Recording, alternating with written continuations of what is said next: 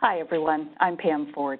It's a pleasure to welcome you to the Vermont-Oxford Network's iNICQ 2019, the ins and outs of neonatal care informational webinar.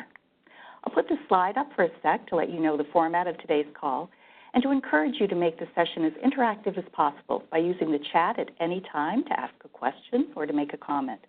We'll have several question and answer periods later on in today's program, and I encourage you to use the raised hand icon to queue up and ask a question of our experts. Now to get things started, it's my pleasure to introduce Majbus Frank, the Executive Vice President and Director of Quality Improvement and Education at Vermont-Oxford Network. Thank you so much, Pam. I'm here in the studio. Thank you so much, Pam. I'm here in the studio with Jeffrey Harbauer, and we'd like to ask him to do some introductory comments talking about why it is we're focusing on critical transitions of care. Thanks, Madge, and thank you to all of you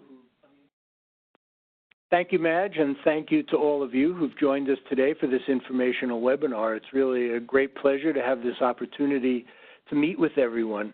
You may know that since 1995, approximately 700 neonatal care teams have participated in different Vermont-Oxford Network collaboratives.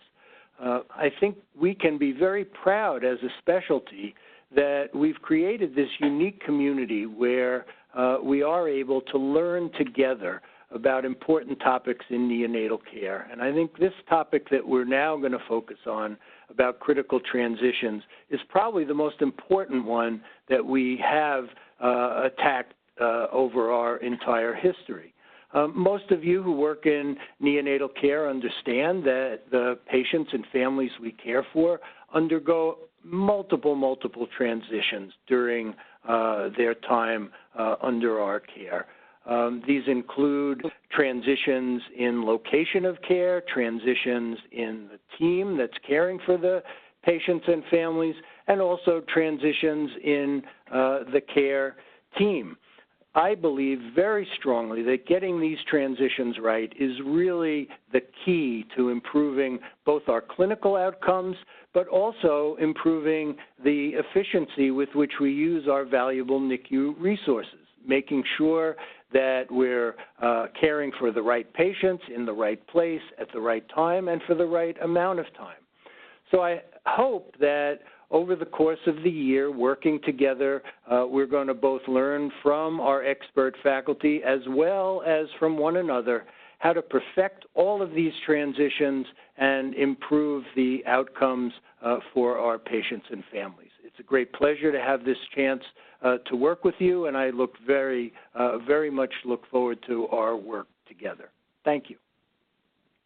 Thank you so much, Jeffrey. And I just add my welcome to that of Jeffrey's. I think that this particular collaborative gives us an opportunity both to look deeply at the work and transitions we're doing in our own units, but also to partner with referring units who we share patients with. I also want to give a shout out to the state quality improvement organizations and health systems because I think you will be critical partners in this work. Now, without further ado, I want to introduce you to our first tier of faculty leaders, some of whom are here with us today. Each of them will introduce themselves and offer you some thoughts about why improvement is possible. First, let's welcome Heather Kaplan, who is our lead faculty for this important initiative.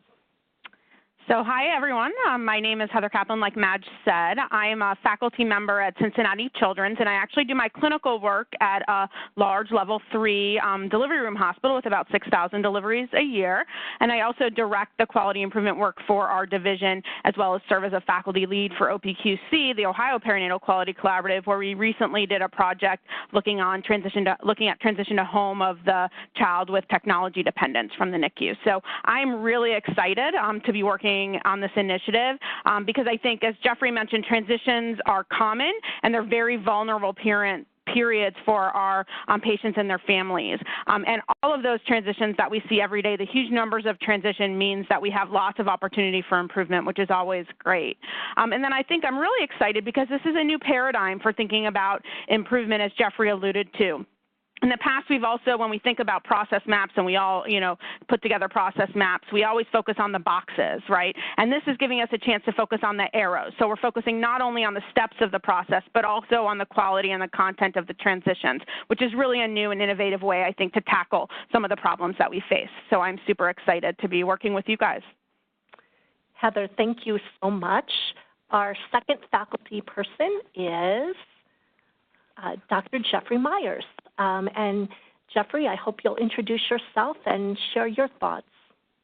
Absolutely. So I feel very privileged to be leading as part of this team, helping us think about critical transitions. I am the medical director of the NICU at Golisano Children's Hospital in Rochester, New York, and serve as the director of newborn quality sciences here.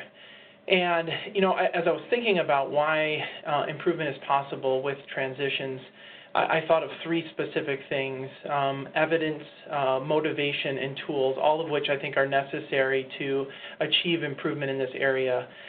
For those of you who were at the Annual Quality Congress in Chicago, we heard about the evidence. As Heather mentioned, there are ample opportunities to influence transitions and to improve.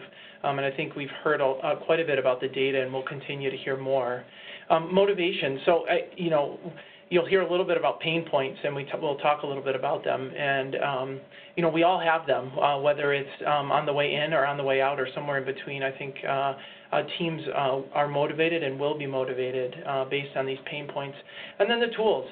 This learning collaborative, for those of you who've not been a part of a learning collaborative like this, you will have the tools at your disposal that provides the structure and support that teams really need to improve.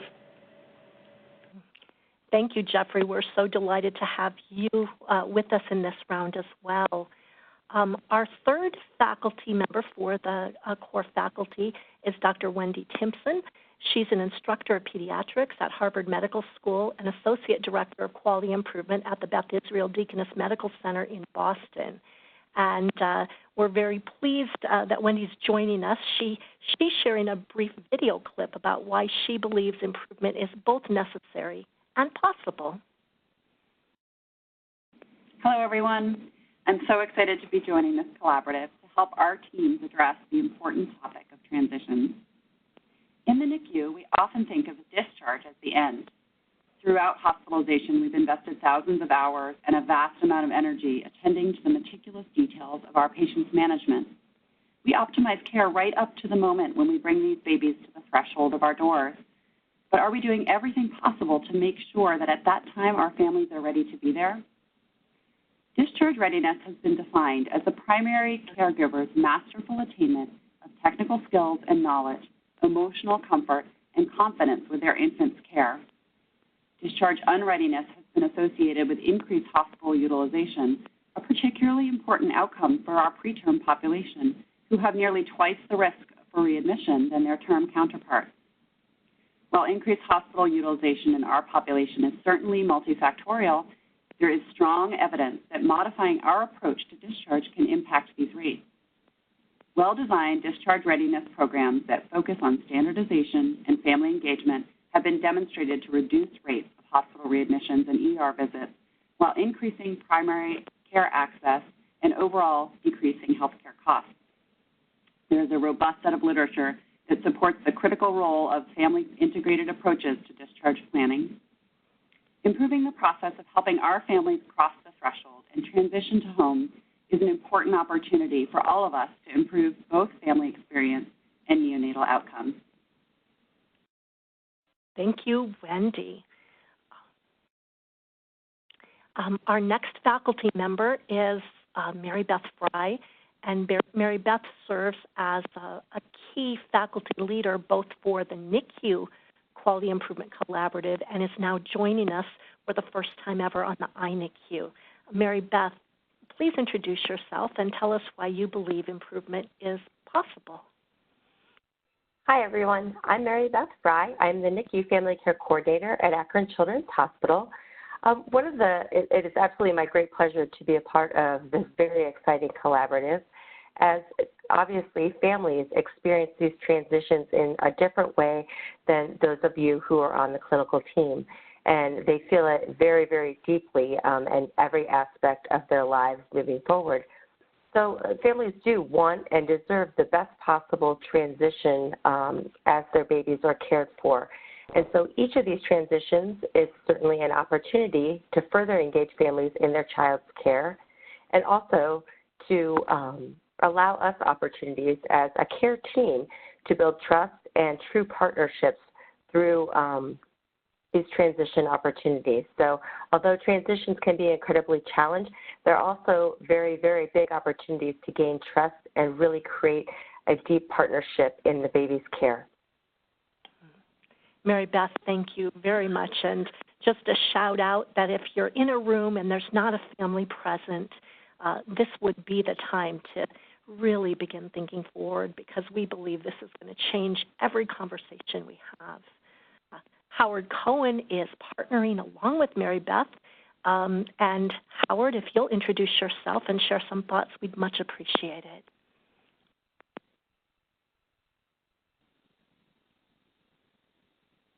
Yeah, I'm thrilled to be part of this collaborative. I think this is, as Jeffrey said, one of the most important collaboratives that Vermont Oxford has taken on, and I'm thrilled to be able to be on the faculty. The reasons I believe improvement is possible, it's really necessary, is that families want better transitions, staff also want better transitions. As we'll learn, and as we already know, I think there are many opportunities to make improvements around those critical transitions. And engaging together in that work, professionals and families together, will really help us make those improvements that are so important. So I'm thrilled to be here. Thank you, Howard.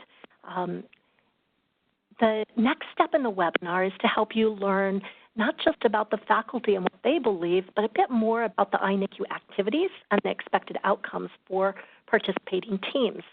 So for this chapter, I'd like to turn things back over to Dr. Heather Kaplan, who will walk us through the conceptual model and help us reflect on what drives good critical transitions of care.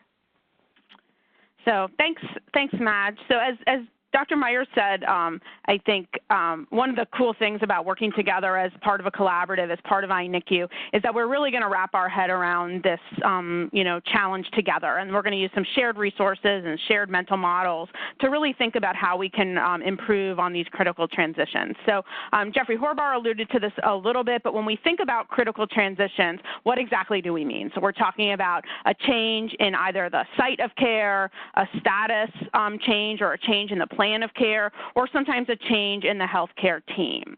All of these reflect really critical transitions for our patients. And if we think about what it means to have a good transition, what does a good transition look like?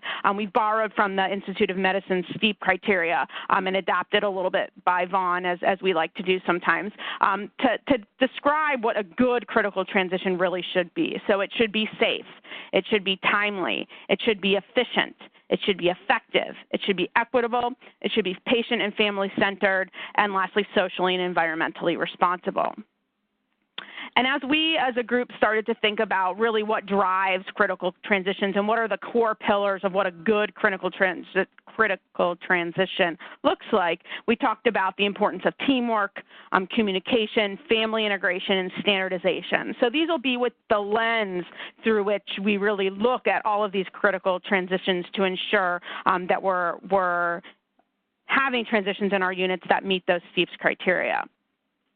So when we talk about teamwork, all of these critical transitions, we really need to make sure that the team involved in caring for the baby has a shared vision or a shared mental model, that the team includes multiple disciplines, and that they're all collaborating together. So anybody at all that contributes to the baby's care, including medical or non-medical personnel and family members, are all part of that team and need to be engaged in that transition. As we think about that transition, everyone on the team needs to have shared accountability and shared goals, which are prioritized by the entire team, including the family.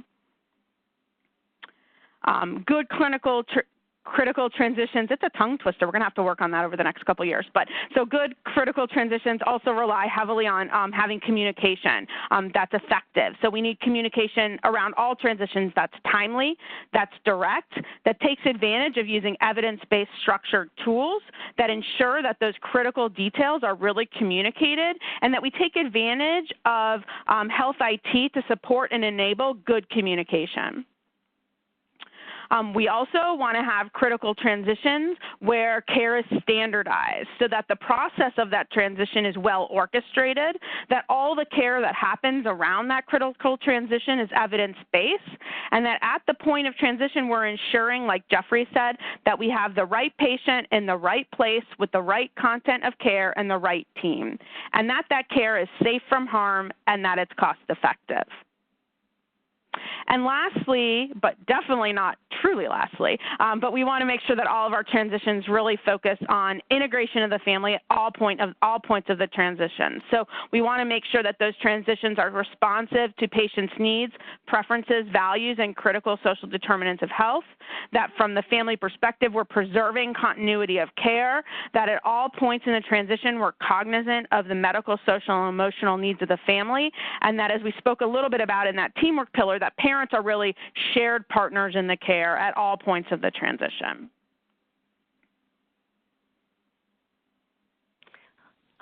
Thank you, Heather. In the next section of the webinar, I wanted to just talk briefly about how teams learn from each other. If you've never been part of a multi-site, multi-center, or international quality collaborative, you may not understand how valuable it is to learn from other teams who are just a few steps ahead of you in improving their admission or discharge process.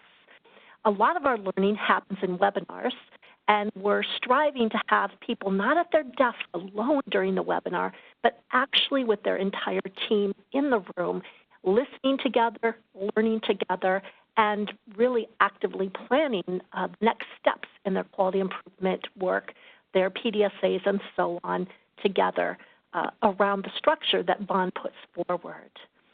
Teams work together to achieve measurable improvement, and in many ways, the structure of the Quality Improvement Collaborative holds you accountable to keep moving. So teams will do some learning. You'll learn a lot about QI methods, and we'll focus on measurement, how you'll know your improvements are really an improvement. You won't just implement large-scale practice changes, but you'll actually do small tests of change, improving and testing to make sure that indeed this is a practice that's worth scaling up, and you'll share seriously with each other and steal shamelessly from each other so that improvement literally becomes contagious. This is a way that you can learn from other people's successes as well as some things that didn't work to help you head down the right path. So webinars, pulling together a local interdisciplinary team, engaging with our faculty experts, certainly those of you in the intensive arm are bundled in such a way that you get to come to Chicago with a team of 8. And you can see some of the teams here in Chicago who are sharing their abstracts and improvement stories. So you'll be creating and connected to a network of very robust improvement. The sort of changes that teams will actually test might be changes around those 4 pillars that Heather just illuminated for us. You might focus on handoffs.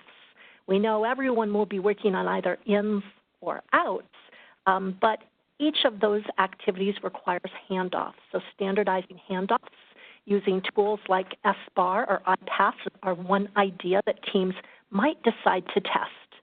You'll be looking at different ways to improve your team's teamwork.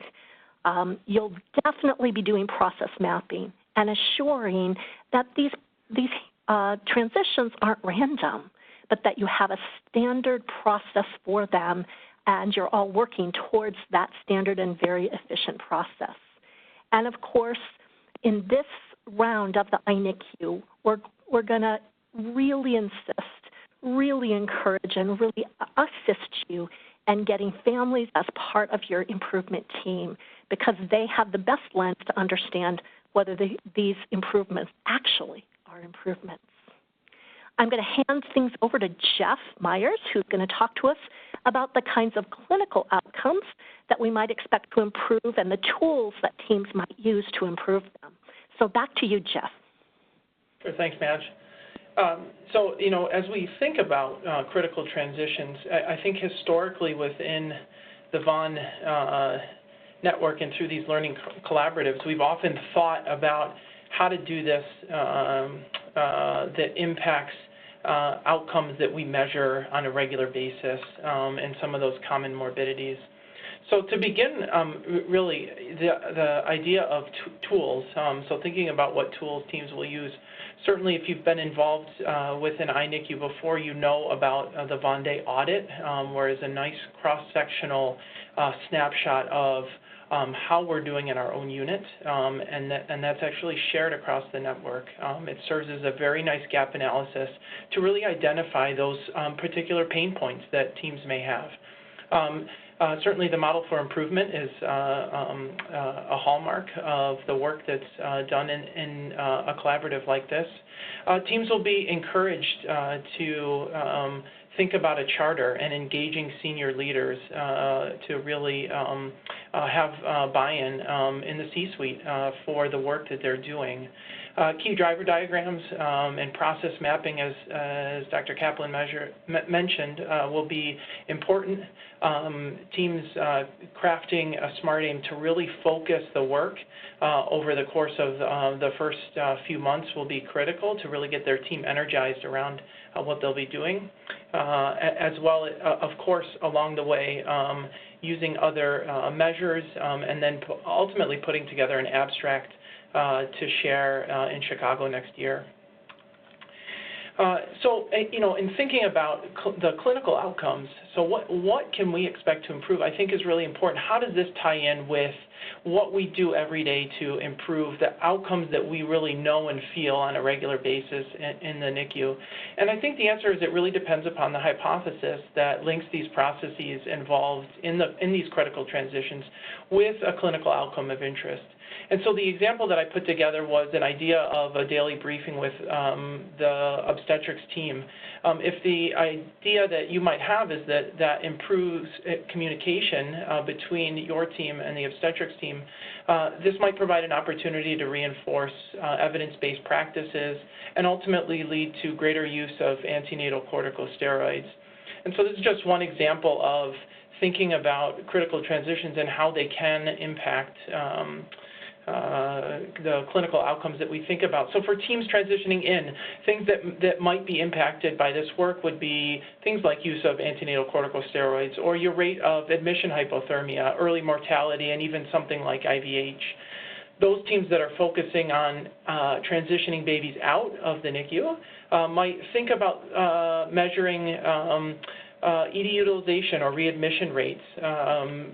The idea of retrotransfer success was recently raised in the literature, and thinking about ways that teams move babies back to other hospitals, as well as this, I think, really important idea of separation and the length of separation that we often think about as length of stay. So there will be many outcomes as we think about this work that can be improved.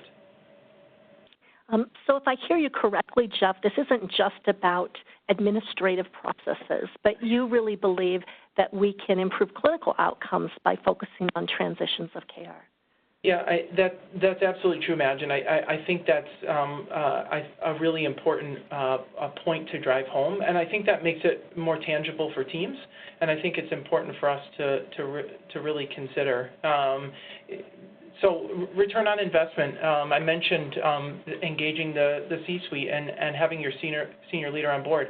And I think it really boils down to what's on this slide here, and I can't say it much better, is that the idea of high-quality transitions will impact not only our patient and family experience, but also the quality, safety, and value of care. And what senior leader wouldn't want to get on board with something like that? Oh, thank you, Jeff.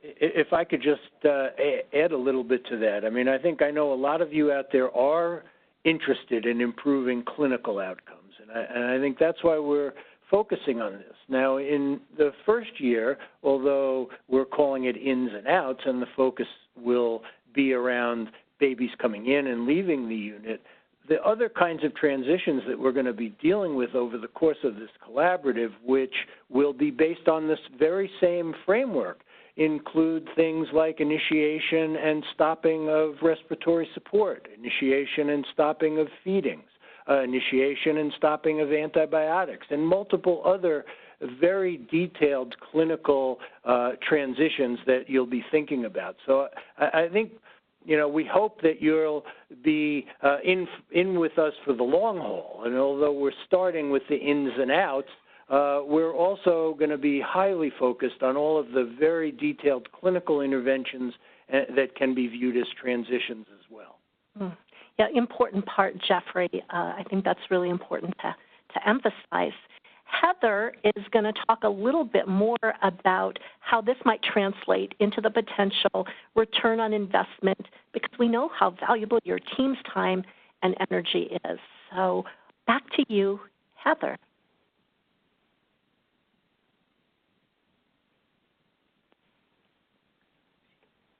A little bit about this, and I'm just going to speak in a little bit more detail as you're thinking about joining us for this next adventure, if you will, and thinking about what that return on investment is, and how you can quantify that and speak about that return on investment for your senior leaders as you're getting them as excited as I feel like we are to work on this problem. So and we're going to go through an exercise here to help you think about whether you want to focus on the ins and the outs for this first year. But for those of you who are starting to think about the fact that you might want to work on the ins, just realize and start to think about that improving care at the time of admission could lead to lots of different downstream effects. So improved evidence-based care could lead to better outcomes, right? So as Jeff mentioned, improvements in your and the obstetrician's use of antenatal steroids or magnesium for neuroprotection or focus on early expression of breast milk or adequate thermoregulation have all been linked to improvements in outcomes.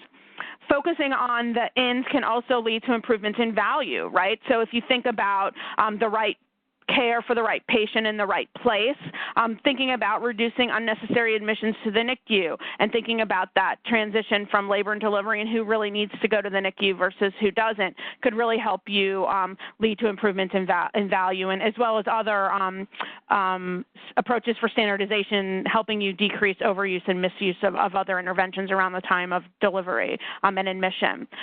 Focusing on the ins can really help you improve parent satisfaction in those relationships we build with families at the time of admission and even prenatally are really important and increase their likelihood for returning to care.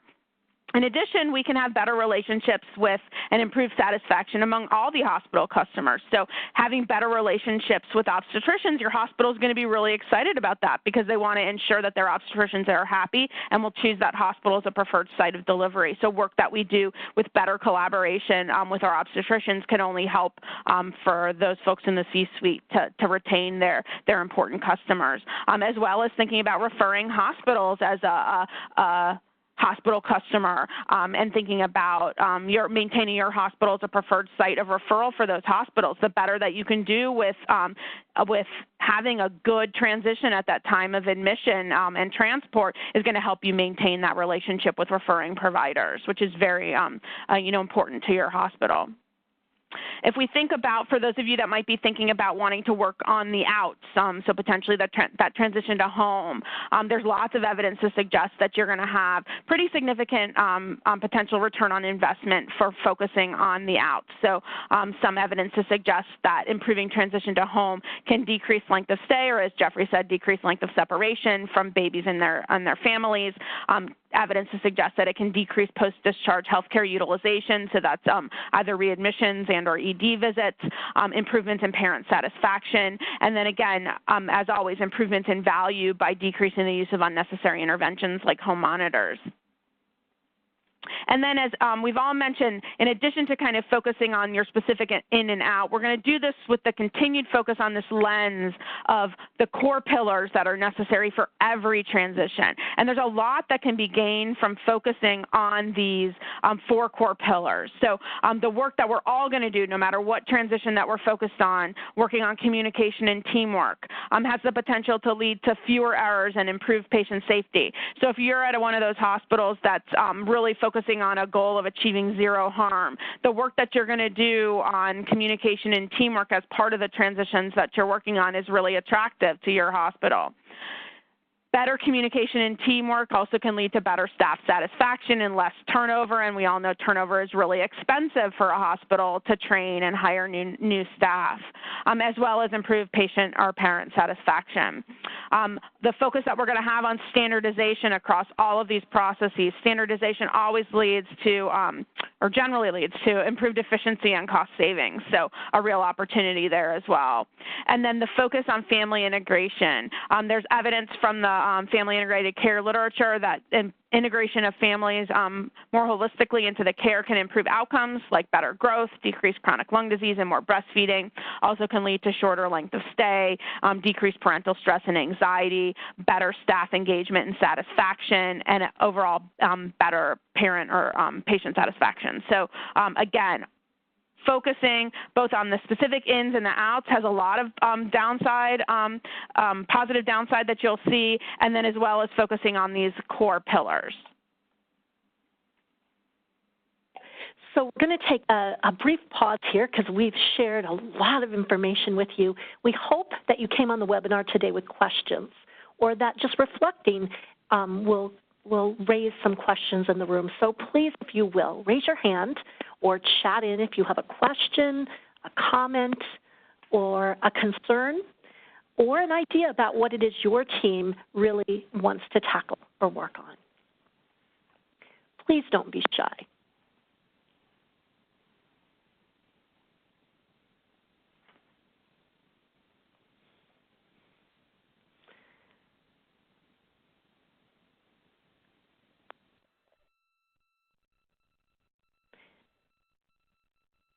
Matt, so if no one's having a specific question right now, I'll probe the audience with thinking about how many transitions they have in their own unit that they might be able to think about right now. And if you think about in my unit, if we factor in handoffs, admissions, and discharges in any given week, we perform approximately 2,000 critical transitions. That's not to include things that Jeffrey discussed, like changing ventilatory support or the decision to start or stop antibiotics, all of which are important in patient care. And so you think about the volume that can occur in your own unit with these transitions. I think really probably it will be important for you to think about where to spend your energy, but know that they happen all the time. So we do have a chatted in question here. It looks like it comes from John Chow and the group at the Children's Hospital of Philadelphia, their newborn group. He chats in, how will teams with the same focus be able to work together in this collaborative? What are the process and the mechanisms for how teams will work together? And John, I think that's a great question. I don't know if one of the other faculty members wants to take the first stab. I'll begin by saying that we've structured a curriculum so that the webinars will really begin to spur thinking about each of the critical transitions that happens on the way in, be it an inborn admission or an outborn admission. The teams will work together in some respects by doing the Vendée audit and understanding how critical transitions work in their unit, but they'll also be able to compare to the aggregate and see where they're actually an outlier. We find that once teams begin to do their charters, we share those charters. We share the SMART aims. We share the early PDSA cycles. And there's a lot of learning that happens as well on the listserv. as well as on the webinars. So teams will definitely have plenty of opportunity for cross-pollination. Heather, do you want to comment as well on the power of working together versus alone in this respect? Yeah, I think one of the reasons actually that we really decided to focus on this first year on rallying everyone around either an in or an out was really to facilitate that power of people rowing in the same direction, which is kind of that analogy I like to use. So I think the Vaughan collaborative structure is well tested as a way to facilitate sharing. So I think we'll be using, or not I think, we will be using all of those strategies that we've used in the past for collaborative improvement, and Madge mentioned a bunch of those. And then the focus on having people rally around an in or an out is meant to be able to more easily facilitate that kind of cross-center collaboration that you were talking about or asking about, John. We have another question here from, I think, MGH Hospital, who says the ins and outs could include out to the special care nursery, not just out to home. True. It could be ins and outs among and between units within the same facility. And I think the answer there is absolutely. And, you know, families expect that we have a coordinated system of care, and they don't expect that the rules are going to completely change when they step over a different threshold. So I think you've identified, Dr. Pendergast, a really important area where folks might work to clean up their own action under their own roof first before they start reaching out to referring hospitals, which would be another way to go. We have a raised hand, so let's get to them. We do. Larry Ryan, you're unmuted. You may go ahead and ask your question. Oh, hi. I put it in the chat as well. It follows up on John's question. It's pretty similar, which is, are we going to have a common outcome goal for everyone who participates in the center, or is it something that each center designs their own outcomes, ins versus outs, or you know, some combination of individual center goals and shared outcomes? Yeah, Larry, that's a really great question, and it's a good opportunity for me to bring Dr. Roger Saul in to the piece to talk about how the Vaughan Day audit will get us started with measurement and where teams might take certain elements from the Vaughan Day audit and use as a local plot the dot campaign. Larry, it is a great question. First of all, I think centers will be encouraged to look at core Vaughan data about many of the metrics that they just need to understand. Their admissions from their delivery room, outborns, problems that they have with temperature control, et cetera. But that's a given. The audit's going to look at both some of these physical transitions and clinical transitions and give a pretty wide range at the unit of areas that you might choose to work on. Ultimately, the audit will not stand as your sole metric for improvement. It really is more of a gap analysis, and to also engage the entire NICU in the process and communicate that this is something you're looking at in all of these transitions. The metrics that you'll need to improve can be derived from the audit and expanded with more series of auditing, or can be built by the individual unit. So there are a variety of ways that will be helping with these metrics and helping units move forward. Larry, it is a great question, and we're right now creating the toolkit and the measurement section for that. So our hope is to provide some suggestions. I would suggest that length of stay, which we've already talked about, could be set both by a good in or a good out. And so if there was one single unified measure that may be useful to people, that may be it. Have we come close to answering your question, or have we just added more complexity or confusion? No, I think that's super helpful. I mean, I think that's what I was hoping the answer would be, that it's a combination of what we work on with our own family advisor group and also a combination of using the current Vaughan metrics and being able to do what Vaughan has been so good at, is comparative data analysis. You know, as one of the clinical transitions, we made a point of including NAS and antibiotics so that work can stretch across some of the previous work being done by groups and begin to focus on this third dimension around the communication skills and the teamwork skills for any successful outcome.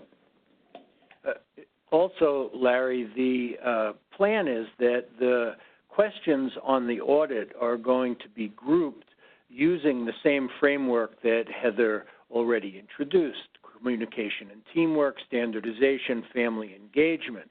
And although teams may have their own local versions of metrics within each of those domains, we hope that the measurement strategy will be based on that same framework. Great.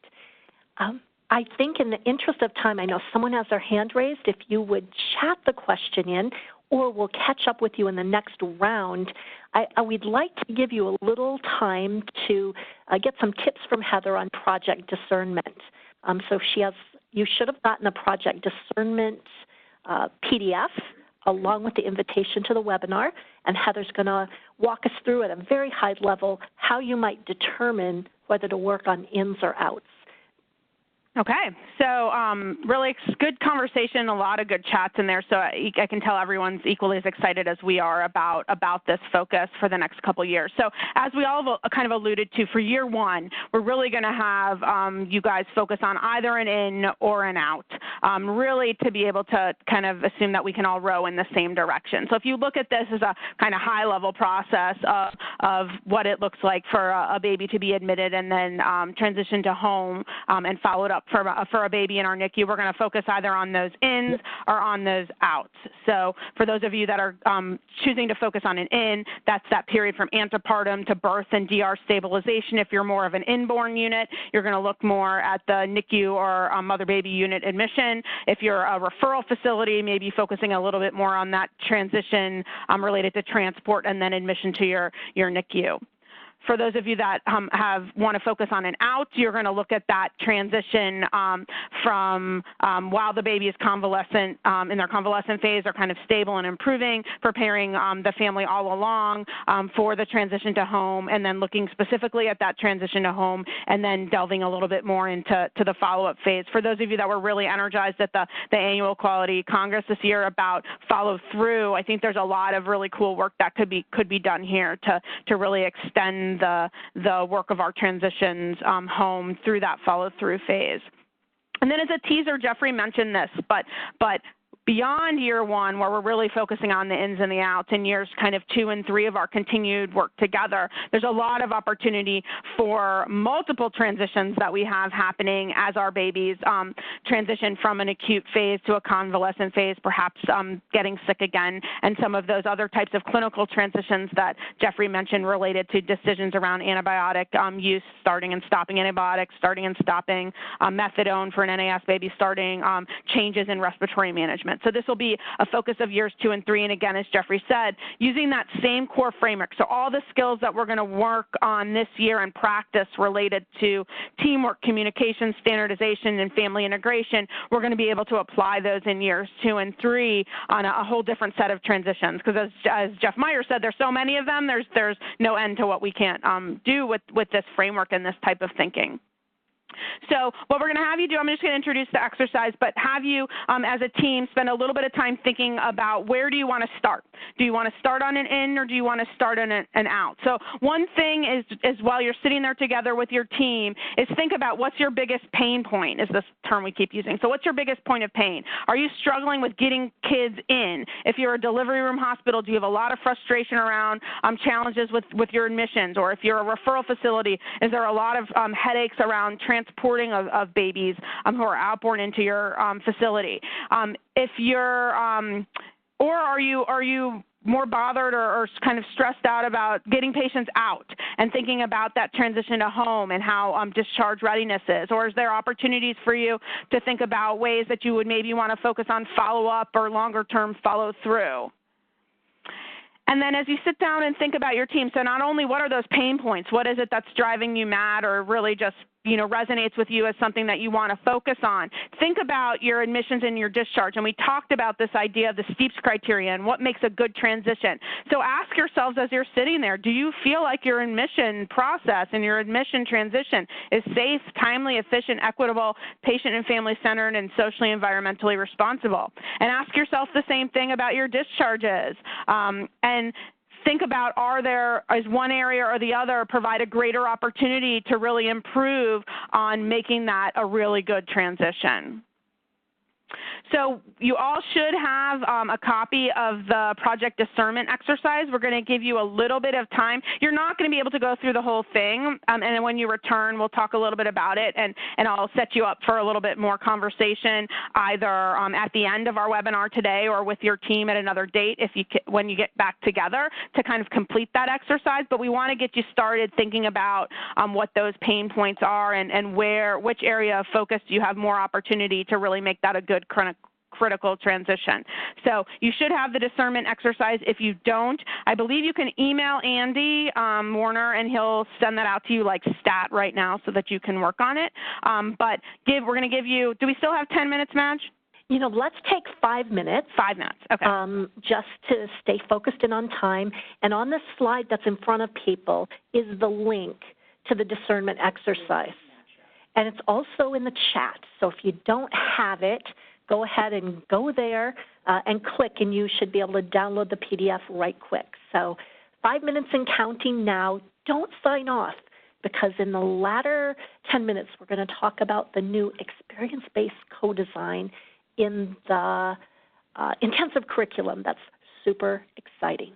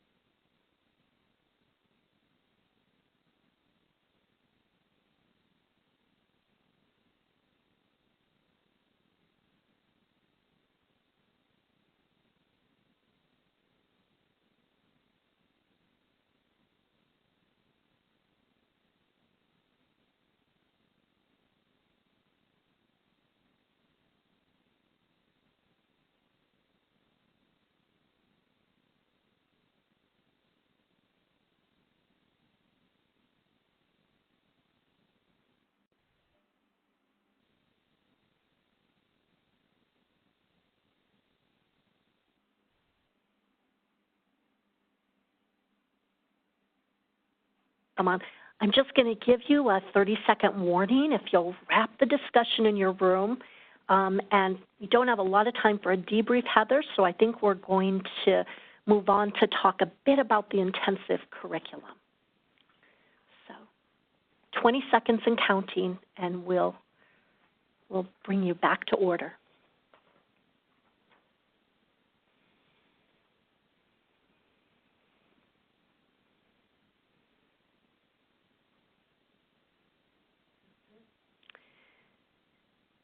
All right, well, do hold on to that discernment exercise because that's going to be your post-webinar homework. But now I'd like to move us on to talking about the benefits of choosing the sort of two pathways, either the core curriculum or the intensive curriculum. In the intensive curriculum in this round, we are really pleased to announce that we have an exciting partnership with the Point of Care Foundation out of London, England. They are the experts in experience-based co-design, and they'll be partnering with our team to help us learn a brand new QI methodology that I think will be really revolutionary. So as you think about core versus intensive, we've got the sort of features and benefits of both programs here. If you do the core, you're primarily participating in an internet-based way. It's very powerful, it's very effective, and many, many teams are able to get the job done in this way.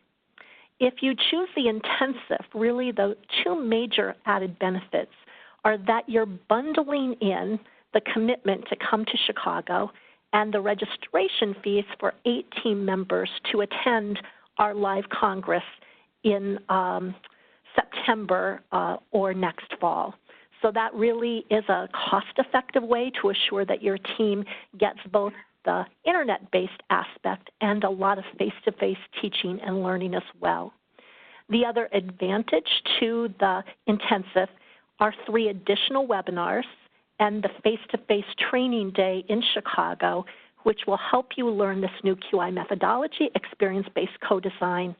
And the third key advantage is that you'll have access to the Vaughan IHI Foundations in Quality Improvement course, and we'll send you a link to a trailer for that in the future. So that is an added benefit. You can have unlimited enrollment of your as many folks as you want from your center to build QI capacity. So to round out the webinar, I want to reintroduce you to our iNICQ intensive faculty, Mary Beth Fry and Howard Cohen, and they're going to quickly walk us through the ideas around experience-based co-design and what you'll be learning about should you choose the intensive option. Howard, are you there to accept the mic? I think so. You can hear me okay? Perfect. So as Madge said, this is a different, we call it radically here, but it's just a very different quality improvement model from what we've been doing. It uses design principles from other design professions to kind of better design our healthcare services in the NICU. So it's not for everyone. That's why it's intensive. Those who participate, I think, will be highly rewarded. It's a new QI methodology that you'll learn and have then as a tool in your own toolboxes. And it's been shown, I think, by the Point of Care Foundation and the work that they've done that this really improves the relationships between the professionals and parents in a very positive way and really kind of energizes the staff and engages the staff. Next slide, Madge. Are you doing them or am I doing them? Okay. So in terms of the elements of a good design, first of all, there's performance, how well the process does the job you want it to do, and how functional is it. So if you apply that to the admission process, for example, think about how well the admission goes. Do you have the right people, the right equipment? Do you do the resuscitation, stabilization well? And second piece of good design is engineering. How safe is the process? You don't want errors. You want the reliability that the process is done well every time. And this is really the type of work we've been doing. It uses the model for improvement in terms of identifying an aim, measurement, identifying potential changes, and then testing them to make a change. We may use families in that for those as advisors and bring things to families, but generally the professionals are the ones who are making the decisions about improvement. I'll turn it over to Mary Beth, and she can kind of carry us on from here.